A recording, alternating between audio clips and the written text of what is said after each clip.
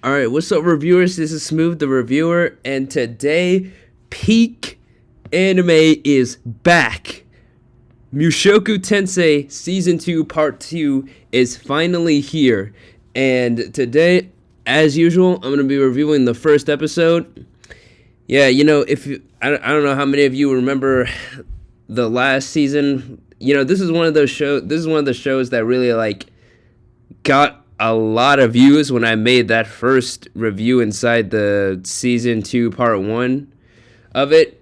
But now it's finally back, and yeah, you know the drill. I'm going to just review this whole episode right here. So let's just get right into it. So we are still here at the school. I said school. And yeah, we just start off with Rudius, of course, worshiping Roxy's things again. And honestly, this episode is just honestly a standard Mushoku Tensei episode. Cause see, he goes here, greets Julie and Zenoba. Yeah, there we go. And you can immediately just see Rudius is like 10 times happier than where we left off, guys. This is the the smiling Rudius we all once knew is finally back. The ED arc is finally over, and I think we are all glad that it is, because that was, yeah, for a lot of people, that last arc was not it. For some people, I think there were a lot of people who didn't like it, a lot of people who did like it. So it's whatever. We're on to new things now, and that is really what I think this episode is really about. It really does feel like we're just starting. It feels like it really feels like a combination of we're just continuing the story like normal, and we're also just at a new beginning, because see there, Rudius is just telling everyone that he's getting married to Sylphie. He just breaks the news off to everyone here, and then he tells Nanashi. He asks her, have you ever been in love before? And then she's like, yeah, of course I have. I just want to get back home though, so start writing. Oh my god, Rudius just pisses her off here, because he's over here talking about love and all that, and then she's just like, dude, get back to drawing circles. Gee, get back to writing. And that's just so her. I like Nanaoshi. I think we should definitely see more of her. But continuing on, basically this whole episode is about Rudius getting a house, because he asks he asks Cliff, that's right, about what do you even do when you're getting married, which is really interesting, because at first I was like, okay, wait, he's probably asking this because he doesn't know if the marriage customs here are different from his past world. But then as I thought about it, it's he's probably asking, Rudy's probably didn't know what the customs were like in his own world before he got reincarnated. So it's kind of he's asking from both worlds' perspective. It's what the heck do I even do when you're even getting married? Because, he probably couldn't have even imagined ever getting married inside his past life, not in a million years. And so now, since he's getting married to Sylphie, he asks Cliff's all right, hey, what is the customs here? What is the custom in this world? What do I do? So, and Cliff basically just tells him to buy a house, and to invite everyone to a ceremony and whatnot. So this is just basically House Hunter. This is I coined that. This is House Hunter Mushoku Tensei, or whatever that TV show is called. Y'all know what I'm talking about. House Hunters, whatever not. Flip it with Disket and all, Disick and all that. Whatever. So Rudius gets this old freaking house here for cheap, because obviously it's completely run down, and who would ever want to live here? So even though it basically is a mansion, so they walk inside, and it's basically a whole mansion, but they say that the reason it's no one lives here is because the last people got murdered, and yeah, and then people were saying you could hear ghosts and all that. So this is This is like House Hunters along with Ghostbusters. What? Why? Okay, what is? I'm sorry. What is wrong with me? Why am I making so many references? There's just so many things to reference here. Whatever. Whatever. I don't care. I'm gonna just keep making references if I can. So, anyways, Zenoba breaks down the door because he's like a special child, and they just look around the whole house, and like, and this is a pretty cool moment right here where each of them are. So, like, Zenoba basically says, like, he hopes that Julie is okay. Then Cliff is like, I hope Lise is okay. And then Rudius is like, oh, well, yeah, I'm worried about Sylphie, too. So, it's just all three of them just one after the other talking about how they miss, like, the women that are, like, close to them. Zenoba and, like, Julie obviously aren't together, but, like, you know what I mean. That was a pretty, like, sort of wholesome little moment right there. So then, late at night, they finally hear stuff. And I'll just skip ahead right here because this is just them searching. So then we see these hands. I was like, okay, wait, what kind of creature is about to come out the freaking roof? I was like, what? And look, and like, I'm gonna be honest, I also like lowered my volume for this part because literally it's like, can I get the framing right? I don't know. It's just first like this ghost like peeks his head down the thing. And then it just jumps from the ceiling. It just starts crawling. And like the cut, am I the only one who's like the suspense got kind of like cut? Because like there was like a sort of break right here. So if this was like if this was on TV, then it would have went to break like right there as a cut. But that kind of like killed the suspense of Rudius, like because I thought Rudius was about to just get like impaled or some crap. But then, and he almost does. But then Zenoba jumps in. And he just grabs this thing by the face. I don't know what it is, but like he gets stabbed, and then he just gets like repeatedly stabbed by this thing, and then he just like grabs its face, and so Cliff tries to like get rid of it with like a holy spell or whatever, like he tries to exorcise it. And then Rudius tries to attack it, but then Zenoba is like, no, don't do it.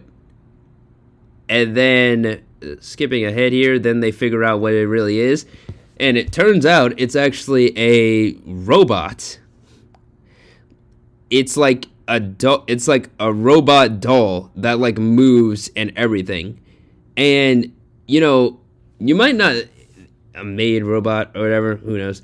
And, you may be like me, and I was like, what is going on? Like, why is this so shocking? But then you kind of realize, like, technology, I don't think technology like this really, it doesn't exist yet. But by the way, I am an anime only, so please no, like, any kind of spoilers in the comments or anything, but, like, if you want to, like, just tell me if I'm like right or wrong about this in like and as non-spoilery of a way as possible, it's like, yeah, like robots, we in the normal world are used to them, but like here it's like sort of the technology isn't really there, so like that's why like a doll like this, like a mechanical doll or whatever, is like so shocking to these two. So they're over here just like fangirling or whatever. And sorry if you can hear those notifications. It's my phone. And then Cliff is like me. Cliff is like me right here, and it's like, bro, what are y'all getting so? What are y'all getting so happy over? It's just a doll, and plus it tried to kill them too. So like, and this thing tried to kill them, and then they're over here admiring it. Who knows? Anyways, skipping ahead here, then they find this basement right here, and whoa, what the heck? All right, ignore that. So then I guess they find like the notes of a previous person who lived here, who I don't know if the previous person like actually made the doll, or or if it was given to them, or they just like found it and then happened to find like figure out how it works. I think the previous person made it, or have been researching the doll. Okay, so maybe it didn't. Who knows? Who knows? But anyways, that's not really for that's we'll probably figure that out later because like as they're walking back, Zenoba is like begging Rudius to just let the research of the doll like go to him, and basically he's like, hey, listen, bro, I got this for you. Don't even worry about trying to figure out what this thing is or where or how it was made. Let me handle it, and like you just focus on everything else because Zenova is just like he's a real pal. He's just like ready to help his master or whatever, Rudius, out in any way he can, and he doesn't want to be a burn in any kind of way. So like this way, he'll 100% be helpful and like take something off of Rudius's shoulders. But yeah, that's pretty much where that whole segment ends, and then we finally get here where Rudius is finally taking Sylphie to see the house, and bam, he painted the roof the color of what her hair used to be, because if anime onlys remember, her hair used to be green, and it just turned white when she was like falling out of the sky and all that. So that was very sweet of Rudius to do. Then it's like it's like a house tour. What is that other show called? That other reality show? Yeah, just this is literally just like House Hunter or whatever, bro. Just so going through every bedroom and is like, look, I don't know if I like how the kitchen is so close to like the dining area. I don't like how how this room is too small. I don't like I don't like how the bathroom, there's only like one bathroom and it's like up or down the stairs, all that. So anyways, I got sidetracked again. So anyways, finally get to the master bedroom, and then we get like a joke here. Why is the bed so big? And it's like, Sylphie, come on, Sylphie, you obviously know why the bed is that big. And even Rudius is like, bro, it's obvious why the bed is this big, because we're going to be sleeping in the bed together, and we are going to need as much space in the bed as we can, bro. It's so obvious. And then we have this final moment here where Rudius is basically how do I explain all this?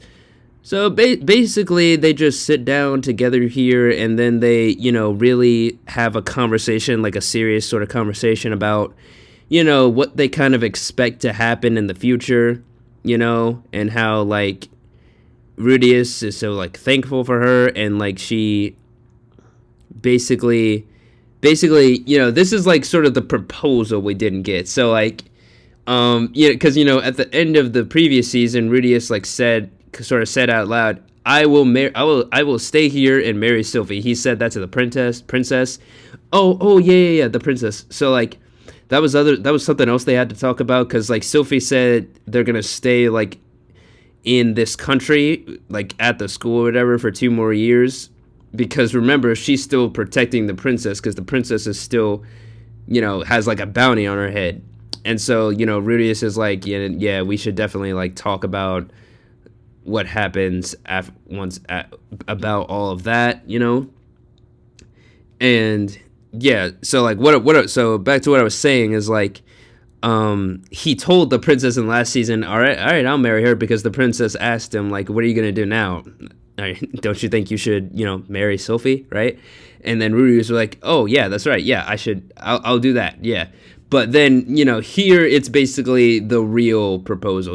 This is where we finally get he stares into her eyes, and then he's like, please marry me, because Rudy, she helped him get over his ED and all that. So yeah, that was a pretty very wholesome moment. And basically Rudius also like promises her not to leave anymore. Sylphie is just like, just don't disappear on me all of a sudden, okay? And I think even though I'm an anime only here, I think we can all, us anime onlys, I think we can all agree that he is not going to keep this promise. I am like 90 to 95% certain this promise that he just made to her about not disappearing randomly is not going to be kept true. Okay, you know, we are giving the track record of this show, you know. But anyways, that's pretty much it for the video. You know, honestly, I am just waiting for the hype. Like my final thoughts on this episode was like, yeah, it was like a solid, you know, sort of. It wasn't really a reintroduction because like I said, it literally just continues the story. So it's like a solid continuation, you know. But honestly, I'm done with the slice of life stuff. Like my final thoughts here, I'm not I think we're all pretty much done with the slice of life crap because it was literally all of part 1. That was just kind of like slice of life and whatnot. So yeah, I think we're all just waiting for like the hype stuff to happen now. I'm ready to see some action, bro. I'm ready to see some spells being cast. I'm ready to see some fists being thrown, bro. I'm just ready. I am ready for the hype. I'm ready for the action to start because I don't think I need any more that much slice of life anymore. But anyways, thank you all for watching. Be sure to like, comment, and subscribe, and let me know your thoughts down in the comments. And I'll see you all next time. Peace.